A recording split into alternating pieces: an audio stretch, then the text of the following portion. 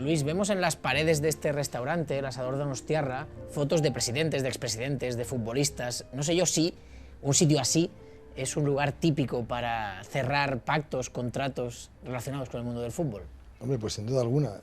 Lo cierto es que en los restaurantes y en los sitios como este pues se cerraban muchos acuerdos, ¿no? Tú no tenías nada que ver con el mundo del fútbol y hay un día que desde la Audiencia Nacional te dicen te tienes que hacer cargo del Atlético de Madrid, justo cuando la Audiencia Nacional había cesado a Jesús Gil porque estaba acusado de delitos de corrupción. No sé cómo definirías en un titular lo que te encontraste en el Atlético de Madrid. Pues operaciones contables ficticias, trasiego de miles de millones no amparados por operaciones reales, ¿no?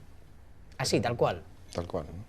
A partir de tu experiencia en el Atlético de Madrid, me gustaría hablar contigo de los puntos oscuros que a veces vemos que rodean el mundo del fútbol. Por ejemplo, hemos podido leer titulares como este: el mercado oculto del fútbol mueve 2.000 millones de euros al año.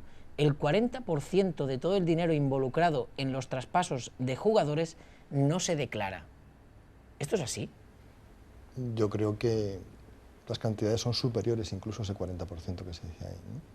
Mira, yo tuve la ocasión de tener algunos contratos de jugadores reales, ¿eh? Es decir, pude ver en algún caso, en dos casos concretamente, los contratos oficiales y los contratos reales. Y las diferencias retributivas de los jugadores en esos contratos alcanzaban un porcentaje cercano al 80% del contrato. Es decir, el 80% de las retribuciones se movían en negro. Por tanto, el volumen de dinero negro que se mueve en el mundo del fútbol es enorme, ¿no? ¿Qué jugadores cobraban más de lo que decía su contrato oficial cuando tú llegaste al Atlético de Madrid? Bueno, yo tuve el caso de dos jugadores a los que pude conocer esta información, que fue el caso de Hugo Leal y de Ayala. Realmente yo creo que había más jugadores que cobraban en B, lo que pasa es que yo no pude demostrarlo, ¿no? Tú eras el que tenías que pagar las nóminas a los futbolistas. Claro. ¿Pero qué te decían los futbolistas, que estaban acostumbrados a cobrar pues la verdad es que el no 80% de su sueldo en negro? No negro? estaban muy contentos conmigo, así acabamos, ¿no? Que fue una auténtica catástrofe, pero así corrían luego en el campo, como corrían, ¿no? No corrían mucho en esa época. No corrían mucho, la verdad es que se quedaron paralizados en buena medida, ¿no? Por la situación. Esa es la verdad, ¿no? Estaban acostumbrados a otro tipo de jefe, ¿no? Pero esto sigue pasando, no es algo que pasase solo en tu época, que estamos hablando de hace 14, 15 años. Bueno, ahora se han visto por los medios algunas operaciones que acreditan que, digamos, las prácticas siguen siendo muy similares a las que en su momento investigamos desde la Audiencia Nacional. El caso que hemos conocido recientemente es el de Neymar, el jugador del Barcelona, que cuando el club lo fichó se anunció que lo hacía por 57 millones de euros y parece que igual se ha pagado más, que se pueden haber pagado incluso hasta 90 millones de euros. ¿El caso de Neymar es un caso aislado? No, yo creo que no es un caso aislado. Yo vi varias transacciones con precios manipulados en el Atlético de Madrid en su momento. Yo tuve el caso es un jugador yugoslavo, de Bogdanovic, que en la contabilidad del club figuraba por 3.000 millones de pesetas como precio de los derechos del jugador, y la realidad económica del asunto es que costó 100 millones de pesetas, ¿no? Y entonces en el club se hizo constar por 3.000 millones de pesetas. ¿Pero por qué? Bueno, pues te lo voy a explicar por qué. Los jugadores exigen cobrar libre de impuestos y cantidades muy importantes. Y el club no está dispuesto a soportar las retenciones de esos jugadores, de esos contratos, porque son cantidades multimillonarias. Si un jugador gana 100, el club debe ingresar a la Hacienda Pública Española otros 100 millones, ¿vale? Para pagar impuestos. Para pagar impuestos. Entonces, lo que hace falta es tener fondos fuera de control, fuera de España, que permitan hacer los pagos en B a los jugadores en dinero negro, con un procedimiento que no sea detectable por la autoridad financiera. Entonces el procedimiento es el siguiente: una sociedad holandesa vende un jugador al club por 3.000 millones de pesetas y ese dinero va del Club Atlético de Madrid a la sociedad holandesa. La sociedad holandesa recibe esa cantidad. Lo que estoy haciendo es pasar mi dinero de la contabilidad del club a una sociedad extranjera, aunque aparentemente yo le he pagado esa cantidad como el pago de los derechos de un jugador. En realidad lo que está haciendo es tener un dinero que es mío, ¿eh? Con ese dinero, la sociedad holandesa le decía al presidente del club: haga usted lo que considere. Y desde allí se transfería a Caimán, se transfería a Suiza, se transfería a donde fuera para pagar el dinero en vez a los jugadores. ¿Cómo? Pues con sociedades que estos jugadores tienen en estas jurisdicciones. Esto es lo que sería el fair play, ¿no? Fair play. Efectivamente, fair play, ¿eh? Vamos a jugar todos la baraja y vamos a cobrar todos fuera de España, que está muy bien, ¿eh? A través de paraísos fiscales. Estas cosas pasan, ¿no? Estas cosas pasan, ¿no? Mira esta noticia también vinculada al fichaje de Neymar. Dice, el Barça se asegura a 3 promesas del Santos por 7,9 millones de euros. ¿Es normal pagar casi 8 millones de euros por 3 promesas del fútbol? El problema de las promesas del fútbol también lo viví yo muy de cerca en el Atlético de Madrid. Sí. Porque el Atlético de Madrid pagó casi 3.000 millones de pesetas por unos jugadores africanos y sudamericanos, que algunos de ellos eran inmigrantes de las pateras, o sea, eran Anda ya. africanos que no habían jugado nunca al fútbol de verdad. Aquí era una locura, porque 3.000 millones por jugadores que ni siquiera estaban federados, ¿no? Y que realmente eran personas que no... Yo recuerdo que hay una anécdota muy curiosa, y es que el fiscal le preguntó a uno de ellos si sabía que por él habían pagado 600 millones de pesetas, y este inmigrante dijo, mire, debe ser un error porque a mí me dan un bocadillo y un bonobús para ir al Cerro del Espino a correr, y yo no... Eso debe ser un error. Se lo dijo así al fiscal, ¿no? El futbolista.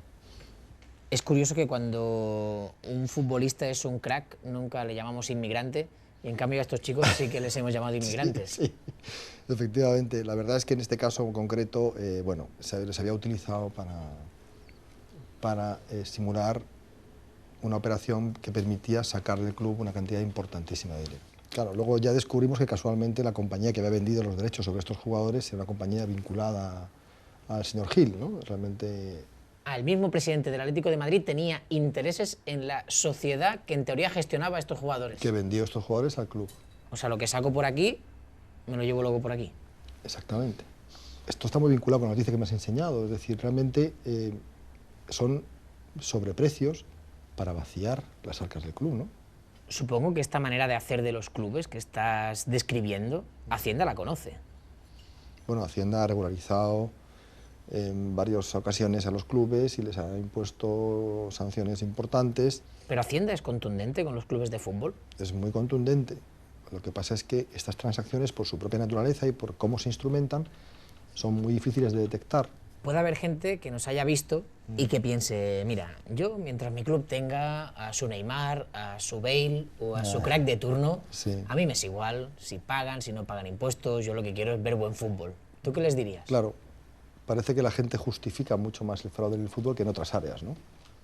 Esta es una realidad incuestionable. A mí me costaba mucho hacer entender a la gente que al final, si no pagaban sus impuestos estos señores, teníamos que pagarle a los demás, ¿no? Yo había sido administrador judicial de unas bodegas incautadas a un conocido clan de narcotraficantes gallegos. Mientras yo, cuando hice la labor que hice en el Pazo de Bayón, tuve mucho apoyo social, institucional y de todos los órdenes, en el mundo del fútbol las cosas se complicaban mucho más, ¿no? Porque en general había un rechazo social y de los medios de comunicación a la medida, y por tanto hubo un cierre que me dificultó mucho mi gestión. Hemos rescatado unas imágenes de Jesús Gil entrando a declarar a los juzgados, a la Audiencia Nacional, justo cuando tú estabas de administrador judicial del Atlético de Madrid. Y pasó esto.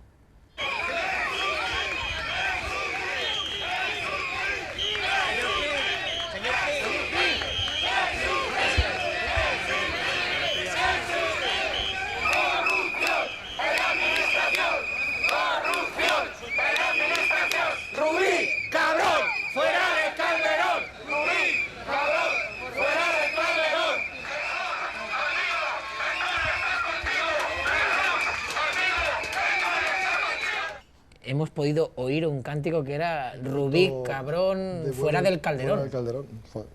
Esto lo he oído yo en el Calderón mismo, ¿no? Estando dentro. Yo me metía en un despacho en el gerente y veía los partidos por la televisión, ¿no? Para evitar altercados. ¿No estabas ni en el palco? No. Yo me metía en un despacho y tenía 2 policías en la puerta, claro, ¿no? Y cuando 40.000 personas gritan al tiempo lo de Rubí, cabrón, devuelve el Calderón, la verdad es que te ves morir allí, ¿no? Realmente dices, bueno, si estos tíos quieren entrar a por mí al despacho, esto se ha terminado, ¿no? Eso es una cosa muy complicada, ¿no?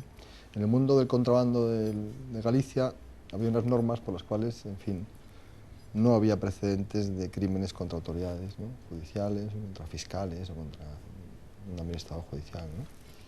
Pero en el mundo del fútbol percibes mucho más riesgo, ¿no? De hecho, vivía con escolta policial permanente, ¿no? Durante toda la intervención, ¿eh? ¿Te sentiste abandonado por el poder político? Me sentí un poco abandonado por el poder político, sí. Sí. Quiero decir, hombre, la medida, mi sensación fue que estaba poco apoyado desde el punto de vista institucional, ¿no? Precisamente porque la foto política era muy mala, ¿no? Entonces, bueno... Pero a un político, en teoría, le tiene que interesar que un club se sanee, un club que iba, bueno, pues que no estaba haciendo las cosas como se tienen que hacer, que no pagaba los impuestos que tenía que pagar, pues que se sanease. Y tú eras la persona encargada de hacer eso. Yo tenía el problema de que tenía que llenar el palco, ¿no?